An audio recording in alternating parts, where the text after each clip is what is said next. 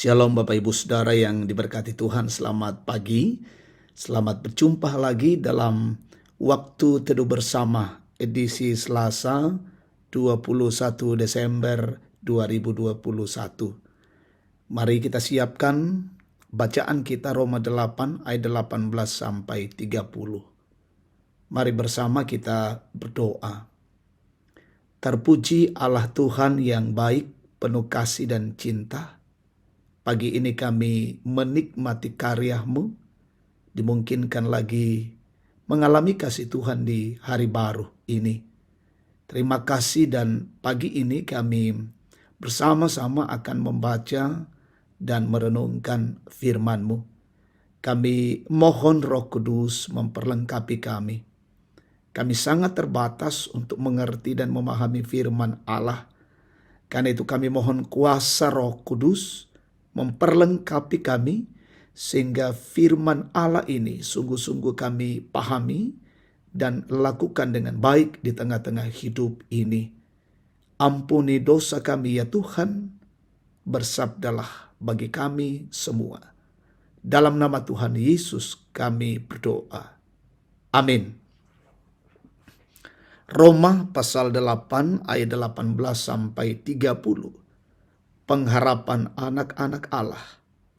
Sebab aku yakin bahwa penderitaan zaman sekarang ini tidak dapat dibandingkan dengan kemuliaan yang akan dinyatakan kepada kita. Sebab dengan sangat rindu seluruh makhluk menantikan saat anak-anak Allah dinyatakan. Karena seluruh makhluk telah ditaklukkan kepada kesia-siaan, bukan oleh kehendaknya sendiri, tetapi oleh kehendak Dia yang telah menaklukkannya. Tetapi dalam pengharapan, karena makhluk itu sendiri juga akan dimerdekakan dari perbudakan kebinasaan dan masuk ke dalam kemerdekaan kemuliaan anak-anak Allah. Sebab kita tahu bahwa sampai sekarang segala makhluk sama-sama mengeluh dan sama-sama merasa sakit bersalin. Dan bukan hanya mereka saja, tetapi kita yang telah menerima karunia sulung roh, kita juga mengeluh dalam hati kita sambil menantikan pengangkatan sebagai anak, yaitu pembebasan tubuh kita. Sebab kita diselamatkan dalam pengharapan. Tetapi pengharapan yang dilihat bukan pengharapan lagi. Sebab bagaimana orang masih mengharapkan apa yang dilihatnya. Tetapi jika kita mengharapkan apa yang tidak kita lihat, kita menantikannya dengan tekun. Demikian juga Roh membantu kita dalam kelemahan kita, sebab kita tidak tahu bagaimana sebenarnya harus berdoa.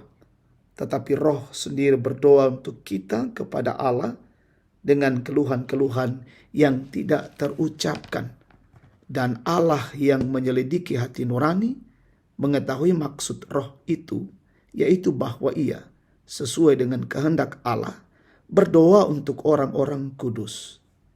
Kita tahu sekarang bahwa Allah turut bekerja dalam segala sesuatu untuk mendatangkan kebaikan bagi mereka yang mengasihi Dia, yaitu bagi mereka yang terpanggil sesuai dengan rencana Allah. Sebab semua orang yang dipilihnya dari semula, mereka juga ditentukannya dari semula untuk menjadi serupa dengan gambaran anaknya, supaya Ia, anaknya itu, menjadi yang sulung di antara banyak saudara. Dan mereka yang ditentukannya dari semula, mereka itu juga dipanggilnya. Dan mereka yang dipanggilnya, mereka itu juga dibenarkannya. Dan mereka yang dibenarkannya, mereka itu juga dimuliakannya. Amin. Tema kita hari ini, jangan menyerah, Tuhan beserta kita. Daam momentaloan, puang urondongko. Hidup sebagai orang yang percaya tidaklah mudah, karena tantangan demi tantangan akan menjadi bagian dalam perjalanan kehidupan kita. Lalu bagaimana menghadapi tekanan-tekanan yang dapat menggoyahkan iman kita? Paulus menyampaikan nasihatnya agar sebagai anak-anak Allah tetap memiliki pengharapan dalam menghadapi penderitaan apapun. Sebab pada akhirnya kemuliaan akan diterima oleh mereka yang tetap berharap kepada Tuhan. Pengharapan akan kemuliaan Allah memberikan kekuatan bagi orang-orang percaya untuk menampilkan semangat hidup yang tidak takluk kepada setiap persoalan hidup yang menderah, melainkan akan kuat, bahkan akan keluar menjadi orang yang merdeka karena mengalahkan hal-hal yang dapat membuatnya menderita. Paulus sadar bahwa semua makhluk akan merasa derita karena dosa. Bahkan karena dosa, hubungan Allah dan sesama serta alam menjadi rusak. Itulah sebabnya manusia mengeluh betapa beratnya hidup di dunia ini. Paulus mengibaratkan keluhan itu seperti seorang ibu yang menghadapi sakit bersalin. Walaupun demikian, orang percaya mesti yakin bahwa dalam dirinya berdiam Roh Kudus yang akan memberinya kekuatan dalam kelemahannya.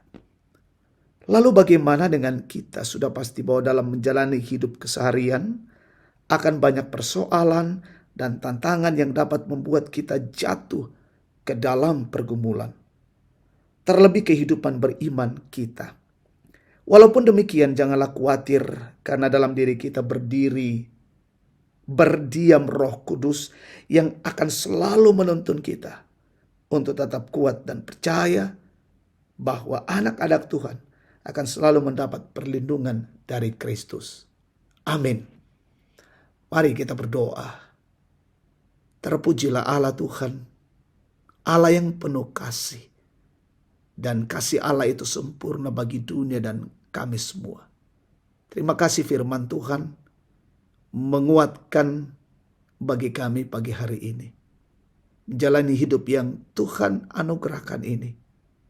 Kami memiliki pengharapan, kekuatan Roh Kudus akan selalu memelihara, memimpin dan membimbing kami melewati setiap hal dalam tugas, pekerjaan, usaha, pelayanan dan aktivitas kami hari ini.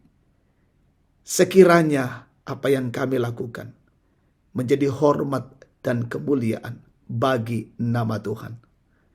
Terima kasih untuk kebenaran firman Allah ini dan menopang kami menjalani hidup hari ini. Umat Tuhan dimanapun berada, dalam kondisi mereka, dalam keluarga mereka, dalam setiap hidup mereka, Tuhan berkati. Yang sakit, sembuhkan ya Tuhan. Berduka, hiburkan. Yang mengeluh, menjalani penderitaan, tekanan, kesulitan, Tuhan topang mereka dalam kuat-kuat Roh Kudus-Mu. Dan mereka teguh di dalam iman, teguh di dalam pengharapan Allah pemelihara hidup ini. Orang tua kami menikmati masa tua. Berkati tetap sehat dalam menikmati hari-hari tua mereka. Berkati saudara-saudara kami yang bersyukur hari ini ditambahkan usia setahun lagi. Menikmati keberhasilan. Tuhan, Kau lihat hati mereka yang bersyukur. Sempurnakan sukacita mereka. Bahkan kami mendoakan pemerintah bangsa negara ini, pemimpin kami.